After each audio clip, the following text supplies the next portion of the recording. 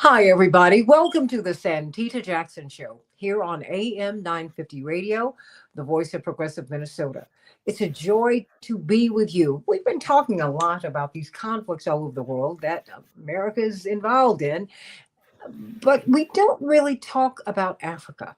Africa is the richest continent on earth, and it has been the source of much covetousness for years and years and years, really for centuries.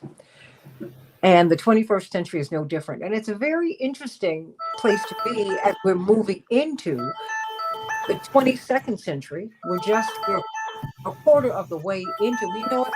I'll start again. It's all right. It's okay. No worry. No worry. Okay, I'm sorry. No. We're going to come up again and Okay, I'm coming up I'm now. turning all of these off. No, it's It's okay. gonna It's be okay. I'm okay. going to Sorry come about up. that. No, please. These things happen. Just happy accidents. I'm in the arts. Okay, Hey, everybody. Welcome to the Santita Jackson Show here on AM 950 Radio, the voice of progressive Minnesota. It is a joy to be with you. There is so much to talk about in 2025. We're just a quarter of the way into this new century, into this new millennium, and so much is changing so rapidly. You can barely contain yourself and really understand where you are. And one of the places where we are is looking at America's newly configured place in the world. This is 2025, not 1925. It's not 1945. It's not 1955, 65, 75. It's 2025, and the world is a very different place. Sometimes America does not behave that way. Europe does not behave that way, but it is that way. You're seeing the former colonized countries that are coming into preeminence, and they are demanding sovereignty. Look at what's happening in the Sahel. They are forcing a new relationship, not just with France, but with the whole world. That was something that Nkrumah was fighting for. That was something that Gaddafi was fighting for. United States of Africa, Africa to understand its power. And so we're seeing, even when the Crown Prince of Saudi Arabia went to the White House, he was discussing Sudan and Somalia. No one really talked about that. But why is Africa on his radar? And why is President Trump brokering a deal between Rwanda and the Congo today? Oh, the Congo, the Congo, the Congo. It has been the source of so much angst over the decades. Indeed, many people do not know that the Germans got their practice on the Holocaust there. More than 20 million Congolese people were killed by King Leopold. We don't talk about that today, but we should. We should. Why is this place so contested? And let's look at this peace deal. Is this really a peace deal or is this a piece of the action? Who is involved every time you turn around? Elon Musk, who's still a transnational. He still has his pole in South Africa and he's trying to get through the continent. Jeff Bezos, of course, uh, so many others. And of course, we can never ever forget Bill Gates. What do they want? And are they part of this deal? Well, I'm blessed to have one of the leading Africanists in the world, one of the leading voices, not just for the Congo, but for the continent in the world today. The executive director of Friends of the Congo, Mr. Maurice Carney. I'm so glad that you are with us today. Thank you so very much for taking the time thank on you. this busy, busy day to be here Yes, with us. thank you for having us here with you today. It's a great pleasure to be with you. It's an honor to have you here. And I have to tell you, this is, I'm really in many respects carrying out my father's work in this regard because he is someone who has been pushing for Africans in the diaspora to be together and to really understand just our importance to each other. Africans who are dispersed around the world are strengthened when Africa is strong, and Africa is strengthened when we are strong. And the world is strengthened when Africa is being treated with respect and when Africa is actually on her feet. And it seems that the Congo is at the center of this. Tell us about this Congolese Rwandan deal today. What is this? Many people are saying, well, President Trump, he didn't get the Nobel Peace Prize, but he's going to get the Peace Prize for this. And yet you say, Mm. well, it's not that simple. Maurice, No, come. no, What no, is it's it? not. It's not. And for your listening audience to understand the importance or the significance, the centrality of the Congo, I have to look at it uh, not only historically but its geography. It's a country the size of Western Europe, right? And it's bordered by 9 other African countries. So it's the only country in the African continent that has that many countries bordering it. Mm, It's right in the heart of Africa. It straddles the equator. President Obama there from Chicago, when he was senator, the bill that he got passed into law in the U.S. Senate, U.S. Congress, was on the Congo. It was one of his two main legislative achievements as a senator. And he said something that was really important. He said that in order for Africa to achieve its promise, resolving the problem in the Congo will be critical. So the centrality of the Congo to the future of the African continent has been key for a very long time. And what we've seen, as you stated, it's also, you said the continent, African continent's the richest in the world. Well, as a country, Congo is one of the richest countries in the world. It's filled with precious and strategic minerals that are vital to major industries in the West and globally: military, technology, artificial intelligence, automotive, aerospace, you name it. Minerals that come out of the Congo are key to those industries. So, what does that mean? That means that people want access to it. Countries want access, companies want access, individuals want access. And as a result of that, Congo hasn't been able to fully shake its colonial legacy that is riddled or steeped in the extractive process, right? Not only going back to the Berlin Conference, the Congo region itself, when the first Europeans encountered Africa in the late 1400s as a precursor to the trafficking of Africans in the early 1500s, it was the Congo region, that west central part of Africa, where half of the Africans that were trafficked to the Americas came out of that region, right? According to Emory University's slavery database. So from the beginning, the very beginning of the extractive process, where it was the human beings that were being trafficked from the continent, Congo was central, right? And fast forward, as capitalism advanced to the industrial phase, we saw the Berlin Conference, where it was also called the Congo Conference, 1884, 1885, which the United States was a part of, where because of the transition of capitalism, the advancement of capitalism, that was natural resources. Back then, it was rubber and ivory, right? That was being extracted. Rubber in particular for the automobile and for the burgeoning automobile and bicycle industry. So that system, that extractive system, has continued to this very day. Now, what has happened in the past 3 decades, unfortunately, we've seen neighboring countries of Congo kind of pile on to that extractive process. This is really the first time where we see other African countries being engaged in that extractive process at the behest of Western powers. So you have Rwanda, Congo's neighbor to the east, and Uganda. They invaded Congo twice, first in 1996, ostensibly to pursue those who participated in the genocide, but they went beyond that and started taking minerals out: timber, gold, copper, tin, you name it, right? They invaded again in 1998, a second time. And there's a peace deal in 2002, 2003, but Rwanda and Uganda still wanted to access and exercise control over the east of Congo. And they've backed a coterie of militia groups for the past 3 decades. Now, one of the key militia groups is called M23. And Rwanda had backed M23 in 2012. They went into the east of Congo. They captured the city of Goma. And that was during the presidency of Barack Obama. And he picked up the phone. He called President Kagame of Rwanda, and he says, listen, you need to get out. Kagame, didn't respond. So the United States withheld aid. and then European countries followed and withheld aid. So with withholding of aid, tens of millions of dollars from Rwanda, with a beefed up United Nations intervention. There was the largest UN troop presence in the east of Congo at that time. With an intervention of the African Union, they brought in countries like South Africa and Tanzania and Malawi to send their soldiers in. The M23 was defeated, or at least they retreated back into Rwanda and Uganda. And then in 2020, may go I ahead. ask you this? Because Yes. certainly I would like to know why the president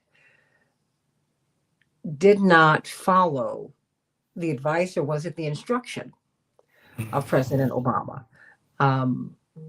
Because, I think the longer, the further he got into his presidency, there were questions. Is he, standing for? Is he advocating for Africa, or is he an advocate for the empire? That was something that I would hear on the continent.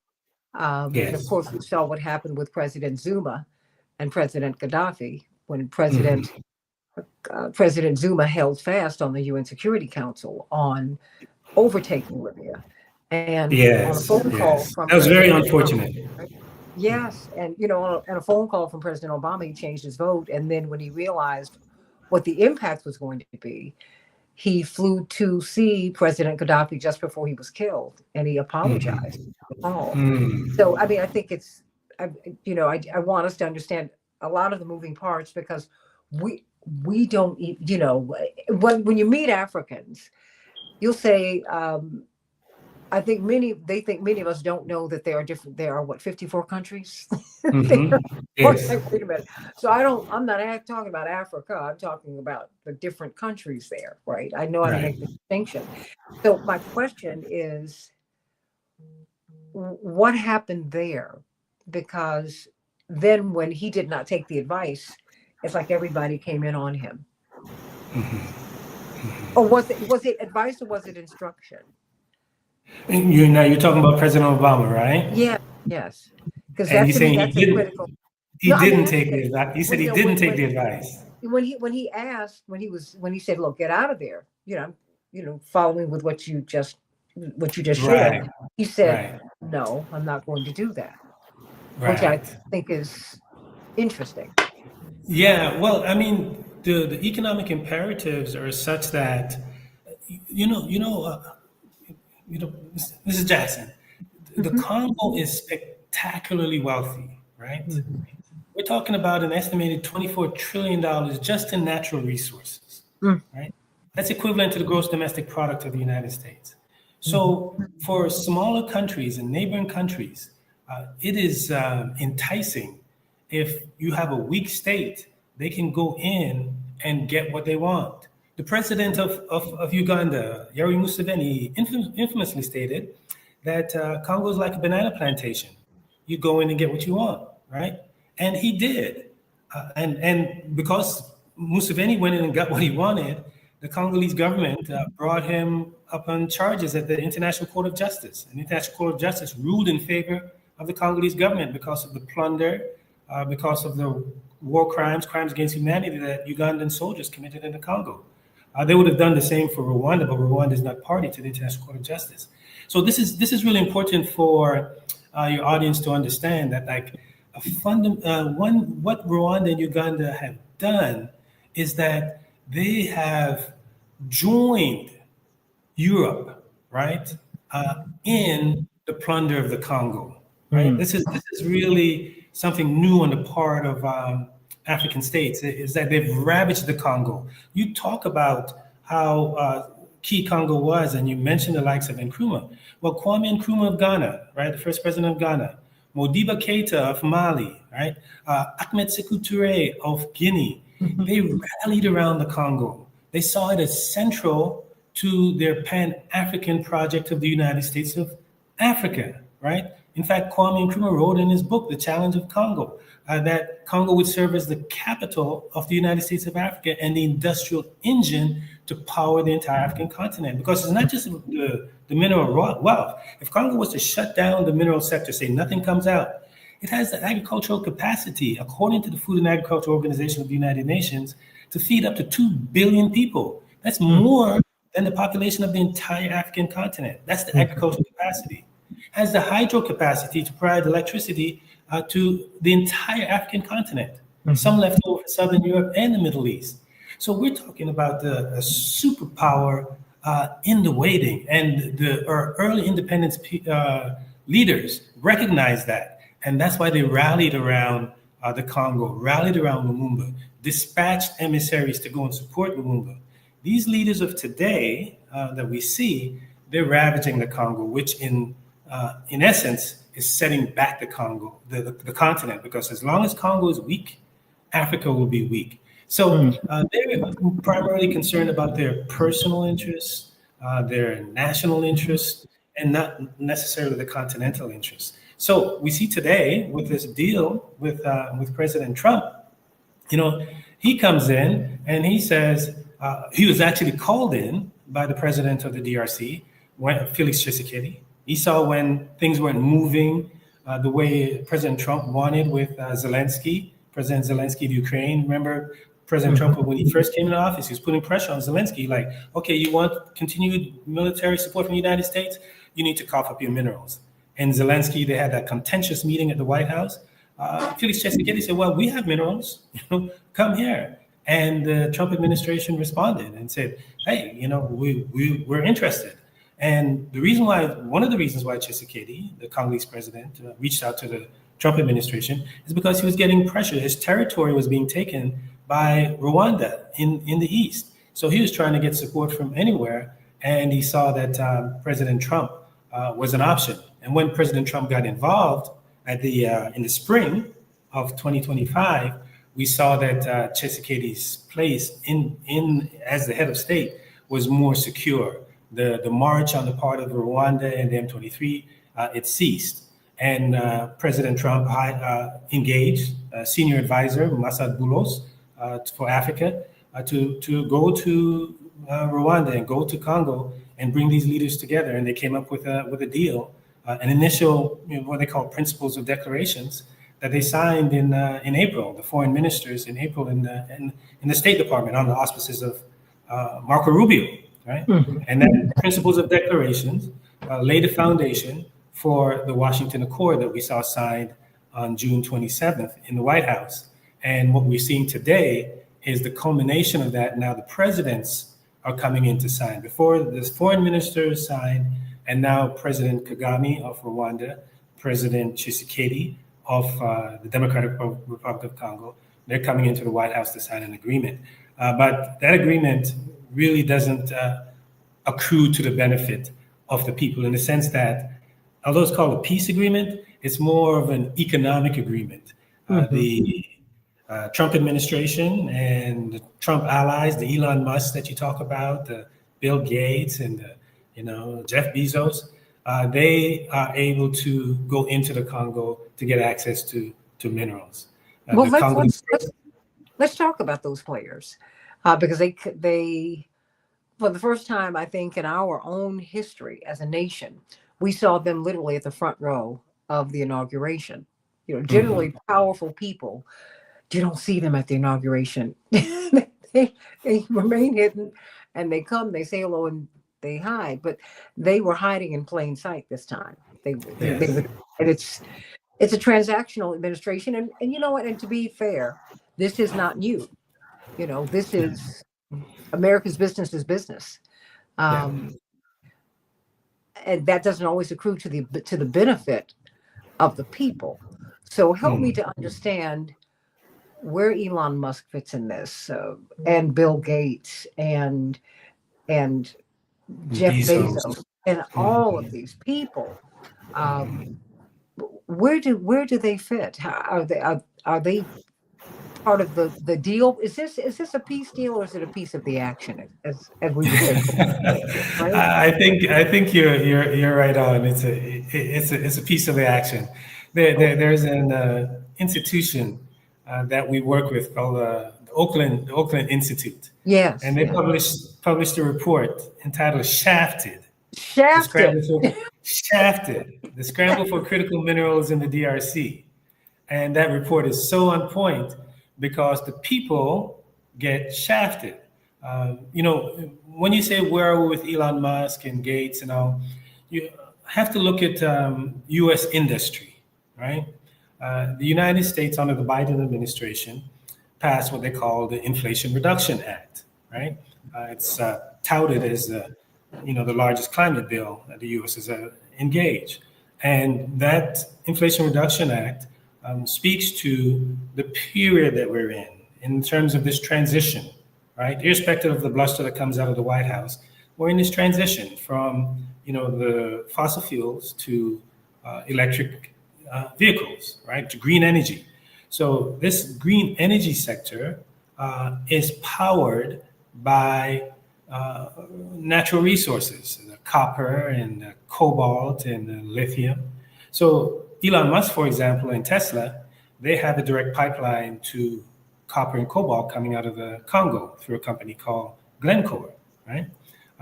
Bill Gates and Jeff Bezos and Michael Bloomberg, they have a company called Cobalt Metals out of Berkeley, California. And this year they've raised up to $1 billion for investments in lithium mines in the Congo, right? So that's where their interests lies. That's where their interests lie. And then you have Donald Trump's former campaign finance co-chair, a gentleman by the name of Gentry Beach, out of Texas. And he's looking at coltan mine in the east of the Congo. Coltan is people may have heard it before. It's a mineral that's got, when it's refined and processed into capacitors, it retains heat or resists heat and retains electric charge probably better than any other metal. It enables you to build smaller devices that are more powerful. So we have the cell phones, video games, the whole bit. So it's a key mineral.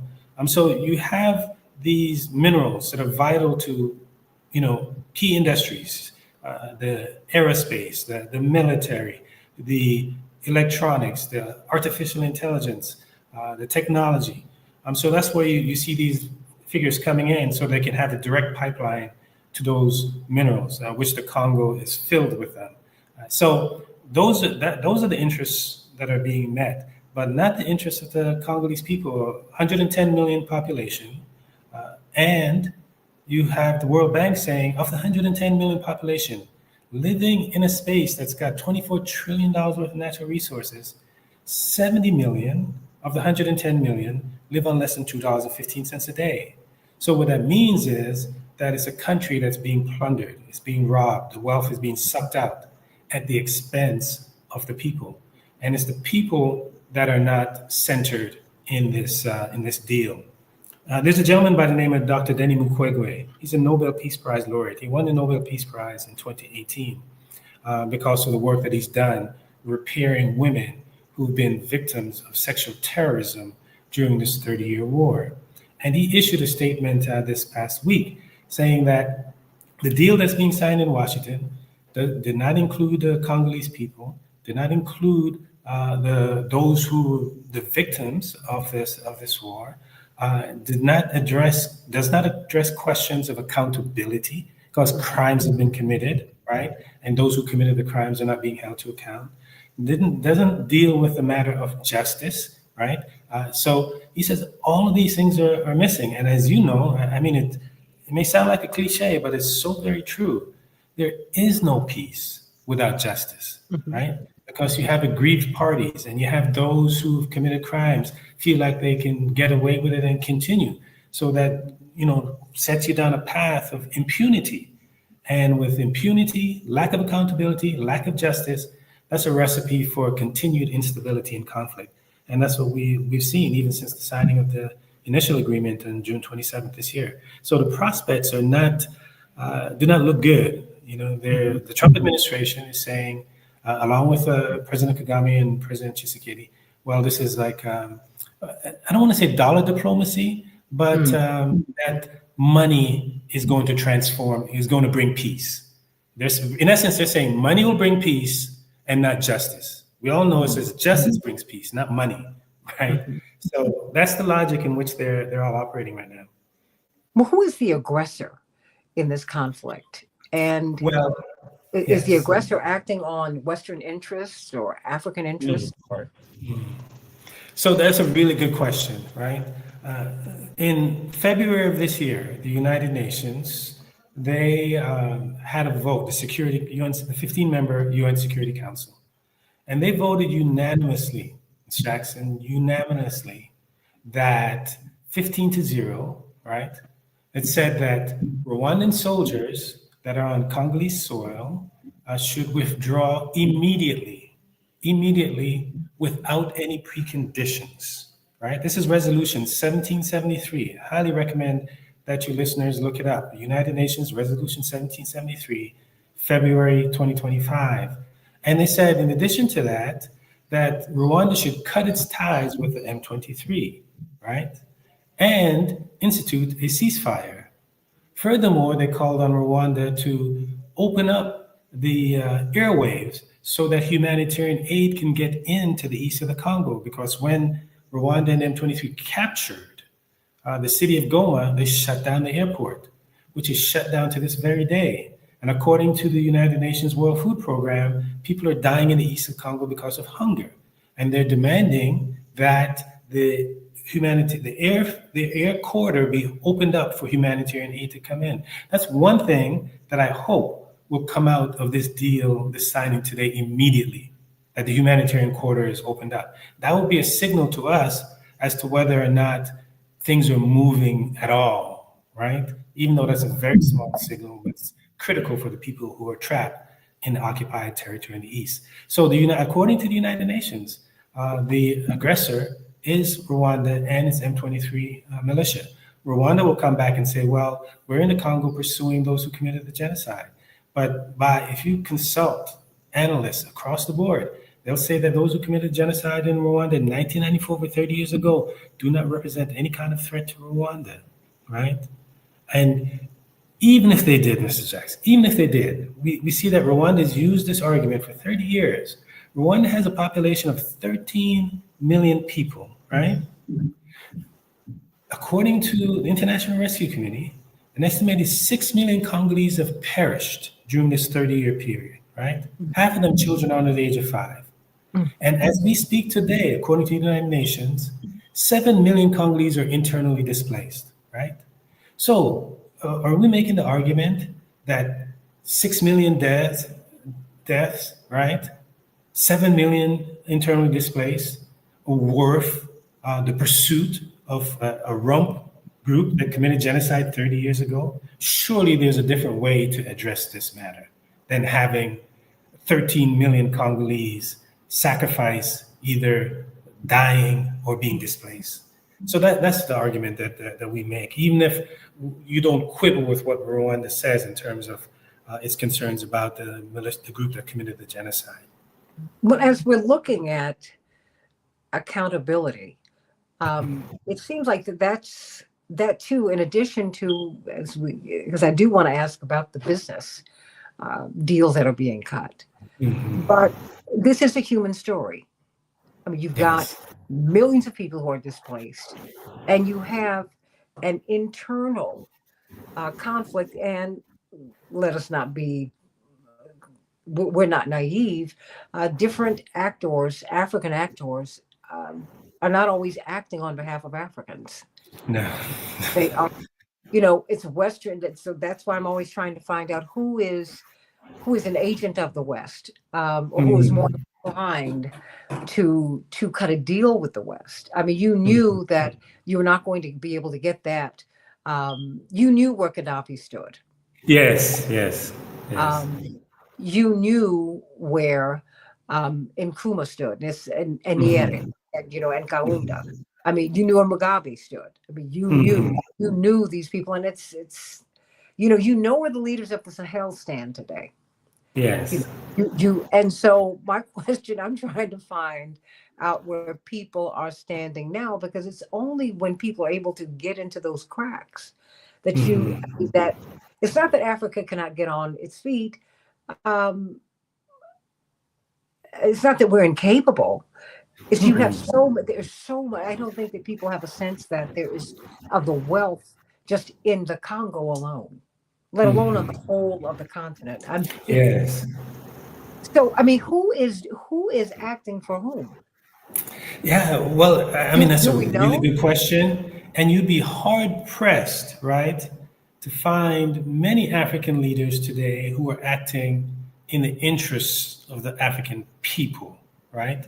Those are there are a handful of them. You mentioned, those in the Sahel states, the like of Abdourahmane Chiani of Niger, or Hmm. Assim Goita, of Mali, Mali. or even Ibrahim Traore of Burkina Faso. Hmm. Those are model leaders. And interestingly enough, those in the Alliance of Sahel states, Hmm. they're taking the position that they are because of the pressure coming from the bottom up, right? And the people have been organizing and mobilizing. Remember, Yes. before Ibrahim Traore got in power in Burkina Faso, Hmm. the people, the youth, and the market women rose up to kick out, Blaise Compaoré, the person who killed Thomas Sankara, right? But So don't we throughout, need to emphasize that, because I don't think that oh, people we don't absolutely understand do. that this is a grassroots movement, that This is they a are really. grassroots effort, That's right? right. They're Because they responding. they they they're basically tired of the French. They're saying like, we don't want you franc, right? We don't want you, taking our uranium from Niger and you're lighting up France and we're living in the dark in Niger. We don't want you taking our gold from Burkina Faso, right? So the people, if you consult the people in the streets, they're like, we're tired of living like this. So Hmm. that's in that where you see the people rising up and producing, where leaders come in, whether it's coup or whatever, right? They saying, well, we're responding to the people, right? And rightfully so, they're responding to the people.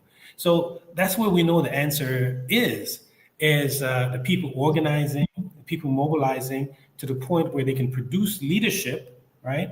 That's going to represent their interests and that represent the interests of the metropole, of the Hmm. international finance capital, of the capitals, in the Brussels and the Paris and the London and Washington, right? So that's what we're saying to people around the Congo, like the Congolese leadership, the neighboring countries. They are part of that neo-colonial network of leaders. So we're asking people to say, stand with the Congolese people, right? The Congolese Hmm. people are organizing on the front lines. They have enormous forces against them. And this country in the heart of the African continent is too important for us not to be engaged, for us not to understand the dynamics, for us not to raise awareness around it. Because, just objectively, right? That Frantz Fanon said, and he wrote a book called Toward the African Revolution. Hmm. And in that book, he said, let us not forget the fate of all of us is at stake in the Congo, right? And that those words were so providential because if you look at two dominant phenomena of our time, right? This energy transition, right? And the climate emergency. We see Hmm. Congo playing an outsized role, right? Talk about the climate emergency. Congo is a part of the second largest rainforest in the world. It's often referred to as the second lung behind the Amazon, right? However, Congo sequesters more carbon than the Amazon and Borneo combined, right? And it's also home to what they call the largest tropical peatlands. Peatlands is an area that where soil and sediment and foliage is accumulated for thousands of years, and it traps carbon in the soil. And if that carbon is released, it can produce the kind of pollution that you get from the United States and for about 20 years of burning of fossil fuels in the U.S. So it has to be protected. So when we talk about combating the climate crisis, the climate emergency, right? Climate change, Congo is indispensable, right? So for that reason alone, we need to be engaged. And then, in order to mitigate the climate crisis, we're saying, well, we need an energy transition. This energy Hmm. transition is a battery power transition, whether it's a battery for your electric vehicles, the battery for the power pack in your solar panels and your wind turbines. It's a battery powered transition. And a key ingredient in battery is a mineral called cobalt. And Congo produces 70% of the world's cobalt. That is, if you out of all the countries in the world who produce cobalt, they don't equal what Congo produces. So we talk about the energy transition, we talk about climate crisis. This part, the heart of the African continent, is central. Therefore, it demands our attention. In addition, of course, to the whole question of the human condition, especially for us, the people of African ancestry in the United States. where we know we have a long history of being engaged in the Congo, and Congo has been central to this 500-year Mahafa that Marimba Ani talks about, right? And so it is so vital for us to be engaged on the side of the people, right? So that they can be strengthened in a way that they can be in a similar position to where we see the people are in the Alliance of Sahel states in Niger, in Burkina Faso, and in Mali today. So that is the hope and the aspiration in which we can latch on to which we can latch onto and build with our Congolese brothers and sisters. We're speaking with Maurice Carney. He's the executive director of Friends of the Congo. Indeed, he is perhaps the leading voice in our part of the world and around the world for the Congo. And I believe that you've been brought to these shores for such a time as this because our own corporate media are not talking about this. Even though when we think of the Amazon, when we think of the rainforest, we think of Brazil, and we should. Yes, yes. But we don't know why Bezos and Gates and all of these people, President Trump and others, are scrambling to get over there. When they said, when the president says, well, I've got some minerals for you. You want to cut a deal? He says, are you kidding? Because our own our own departments know where the resources are. Absolutely. I shared with you when you and I had the pleasure and the honor of speaking with you earlier today before I was able to secure this interview with you. And I said, what was interesting is that I would travel to Africa with Reverend Jackson, with my father. Mm-hmm. And you could always, there were no Black people on the plane.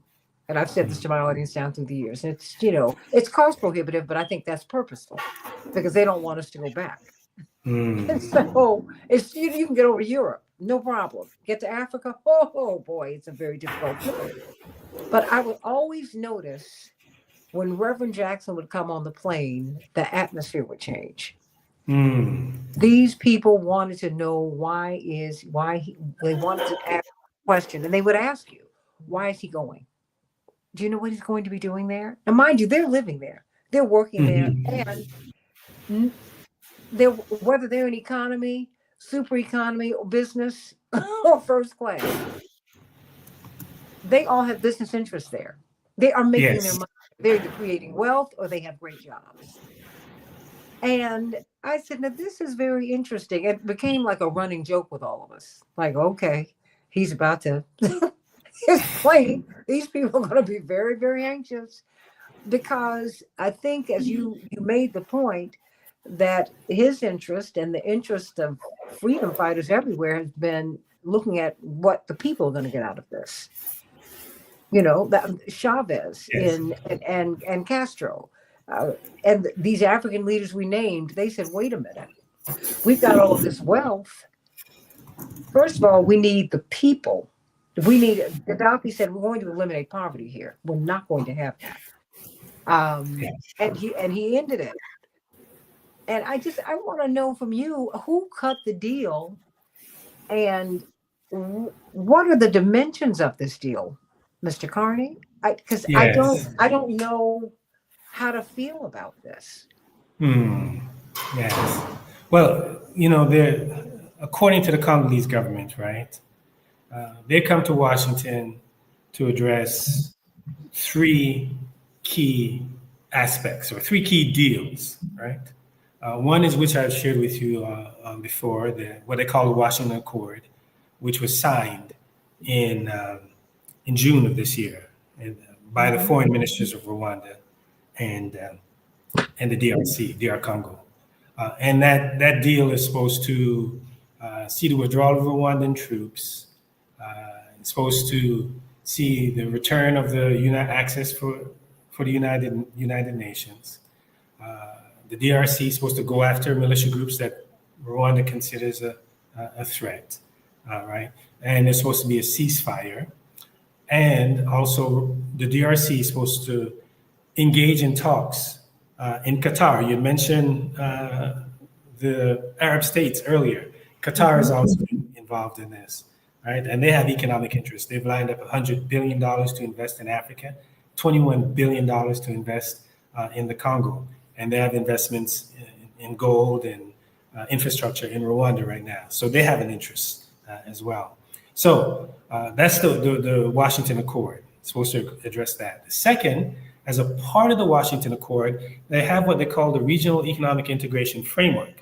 And that is a framework that is supposed to facilitate a regional economic integration in the east of Congo with Rwanda extending out through East Africa, right? That's the second part of the deal. And the prerequisite for that is some level of stability. Because with stability, what the Trump administration says, well, if you guys can stabilize things here in the East, we're going to bring in American investors.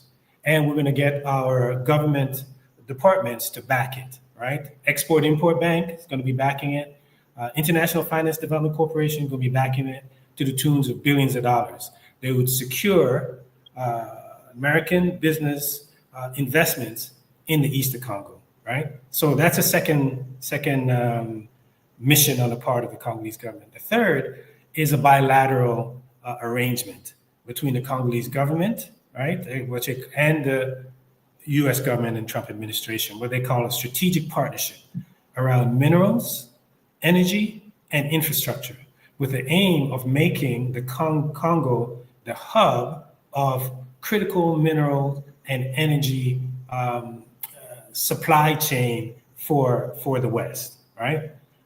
In addition to the building or expanding a corridor that was put in place under the Biden administration called the Lobito Corridor, which stretches from the heart of the mining district in the Congo out through Lobito in Angola, that can ship minerals out faster than the traditional routes. So those are the three aims of the Congolese government.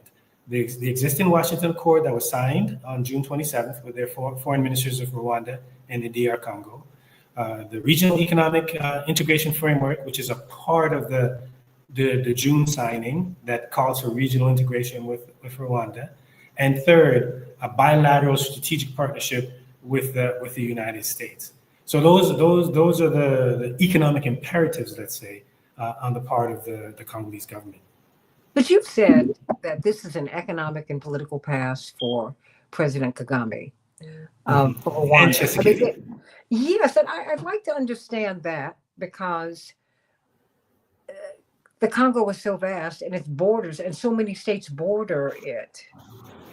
Why? I mean, why Rwanda? Or why do you say that that this is a pass for this president? I mean, does this deal advantage Rwanda? Yes, it does. Yes, because before this deal, Rwanda was getting pressure, right, from different parts. The United Kingdom had withheld aid from Rwanda, right? Canada withheld aid from Rwanda. Germany said it's going to put the aid talks on hold, right? And I shared with you before, the United Nations unanimously said Rwanda needs to get out of Congo, right?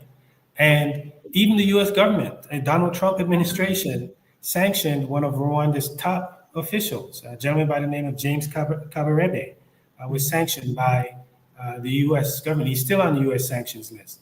So there's a lot of pressure being put on Rwanda because Rwanda was involved in the Congo. Its credit rating was lowered by Standard & Poor's and other credit rating agencies. That means that bond financing and debt financing is going to be difficult for Rwanda. So you had all of these pressures being put on Rwanda. And now that the Trump administration has intervened and brought the two countries together, now you see the increase in the credit rating of Rwanda. You see the relaxing of pressure on the Rwandan government. And there's just no accountability. 7,000 people were killed in the occupation of Goma, and the UN says 4,000 Rwandan troops were involved in that capture of the city of Goma back in January. In one horrific instance, during the occupation, the capture of the city, there was a prison break, and some 150 women were trapped, and they were raped and burnt alive. Right? So who's going to account for these crimes? None of that is being discussed. right? None of that is being discussed. So Rwanda, there's just no accountability and there's no justice that's there. So that's to the benefit of the Rwandan government. In addition to that, International Monetary Fund reported that in 2022, when Rwanda first and the M23 first captured territory in the Congo, Rwanda was exporting a little over $300 billion, $300 million in gold, right? Fast forward 3 years later, when Rwanda and the M23 have captured far more territory, they're exporting up to $2 billion in gold coming out of the Congo. So it's been profitable. And that illicit trade of minerals from Congo to Rwanda under this deal now becomes licit. It's they can get the minerals and refine and process it in Rwanda. That's a part of the regional economic integration framework. So that's how Rwanda benefits. So, so what are the people in the Congo saying today about this? Yeah, well, in June, we brought 4 women from the Congo to Washington. In fact, they met with a congressman from Chicago, Congressman Jonathan Jackson, and they shared with them their concerns, right? They're saying, we don't know about these deals. We weren't consulted. We're not involved. We know it's happening here in Washington. You're a member of Congress. We'd like for you to try and get some level of transparency, some insight into what's going on about this deal that's going to affect our lives. So that addresses the central concern of the Congolese people. These 4 women who live in the areas where it's occupied, the Congo is occupied by the M23 Rwandan soldiers. They came to Washington, met with Washington officials, and laid out their concerns. And those concerns are emblematic of the larger Congolese population. Not being consulted. No. I mean, please continue, because I want to know, will you Not be being able to have consulted, peace? Yes. not being involved, not being a part of this peace talks there, not being a part of the decision-making process, and questions that are of key concern to them of accountability and justice not being put on the table. Having said that, how can we even trust what's happening today? You know, We can't. We okay, absolutely can't. because if the people are restless, and we're living in, in that age, where more and more the people are making themselves heard, and they are. I mean, you see that with the Mamdani election in New York City. It's not that. I mean, certainly he is someone, I think, who's full of spirit and heart and wants what is best for the people. That having been said, I think people are excited because they feel that they made a choice and the parties had to listen. My question is, certainly Western interest and business persons are celebrating this. I want to know if the people of the Congo, if this will benefit them, and if they're celebrating, uh, because I would think that the government would not be stable if the people are restless. Yeah, I mean, the people are restless. You see now part of the territory the government doesn't have control of. So the government has been able to survive, let's say, even with the restlessness and the instability.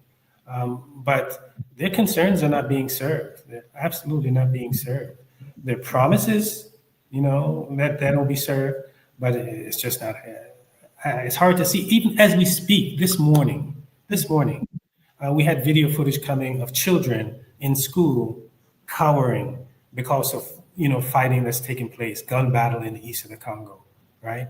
Right. There are clashes that are constantly taking place between the militia group, Rwandan soldiers, Congolese soldiers.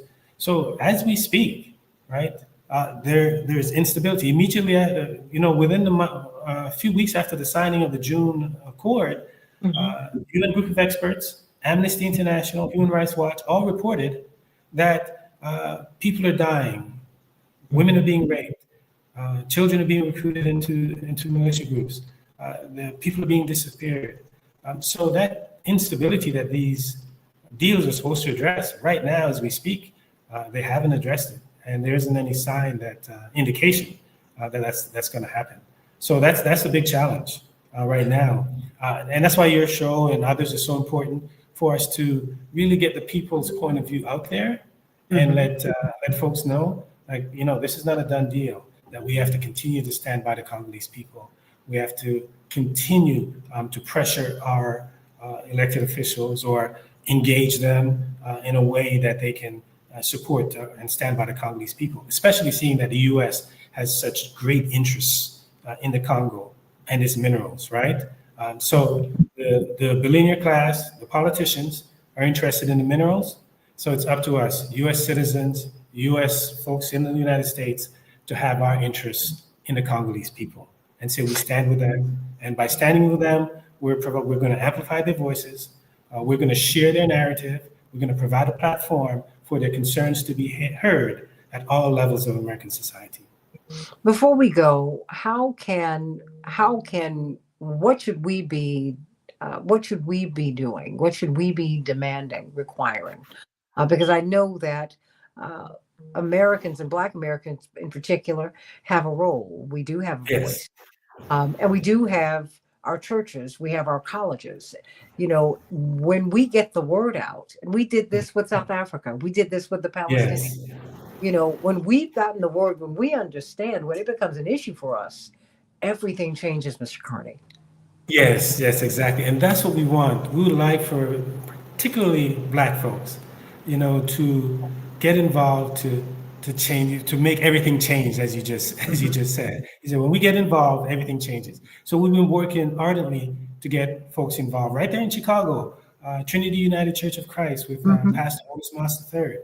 We've been engaging him. He's been trying to build and get support for this Congo question. So we're saying to folks, get involved, right? And the first step really for getting involved is learning, understanding, as you said, who are the good guys, who are the bad guys, who's gaining, who's benefiting, who's getting hurt, right? So we have to understand the lay of the land. So we encourage people to learn, right? And we send them to our website, we tell them to go freecongo.org. And when you get there, you'll have ample opportunity to learn and to take action. So we want people to get involved first by learning, right? Then invite us in, just like you've invited us on your show, right? Amazing platform for us to get the story out. So invite us into your shows, invite us into your schools, invite us into your faith institutions, right? Invite us into your social groups, the sororities and the fraternities, right? Invite us into your clubs. We have films and we have fact sheets and we have all kinds of learning materials that we can share with you if you're inviting us in. And once we're in, then we can share with you specific steps that you can take. But even before we get in, you go to freecongo.org, immediately you see actions that you can take. You can support the humanitarian effort on the ground. You can send letters to members of Congress right there off the bat. You can choose from a menu of options as to how you can be involved, how you can help. And you don't have to be like a movement person, right? You don't have to be a movement person to screen a film in your home. We had this amazing lady in Los Angeles. She's with the AKAs, and she invited us into her backyard. She had like a barbecue and a cookout, right? And invited us in to talk to her family members and her network in the AKA. So it's models like that, home to home, community to community. It's that kind of engagement that we think will help to make a difference. And you can get started going to freecongo.org. Freecongo.org. And of course, you will be on Reverend Jackson's nationally syndicated radio show this weekend because he is committed to doing all that he can. He is not going to, he said, you don't drown because you take on too much water. You drown because you stop kicking. Yes. Yes. And he also famously said that, we've never lost a battle that we fought. So we're saying, let's fight this battle with the Congo. And That's if we right. fight it, we won't lose it. Amen. Maurice Carney, I'm so glad that you are with us, and you have my pledge to have you back on this show because the more that we talk about this, the more people will know Fabulous. about this. Absolutely. Because we need to know, we don't even know what what resides in our homeland. And, Yes. and that's what it is. Certainly, Black Americans have built a whole thing in the United States. We're at the center Mhm. of this project. But when we go to the motherland, then we see just how connected we are to it. The way we eat, what we, the way we move, the way we worship God. I mean, just there's so much that we kept that we did not even know, and we're so connected. And there's so much that we need each other. We need each other, Yes. and that Absolutely. that was part of my father's push to have us really understand that we are African Americans. He said, "Yes, you're Black Americans, no question. This experience is central here, but I want you to be a part of the world and be Absolutely. connected to this wonderful continent that from which we are all derived." And I thank you for making the Thank time, you. because I know this is a big day for you, but I'm so Yes, glad. yes. Thank you so much. Thank you so much, Ms. Jackson. Blessings And to look you. forward to reconnecting with you. Oh, absolutely. On Sunday, I got you. I'm putting it All right right now. now. That's right. Okay. All Much right. love and many blessings to you. AM 950 Radio, the voice of See you progressive, then. the Santita Jackson Show.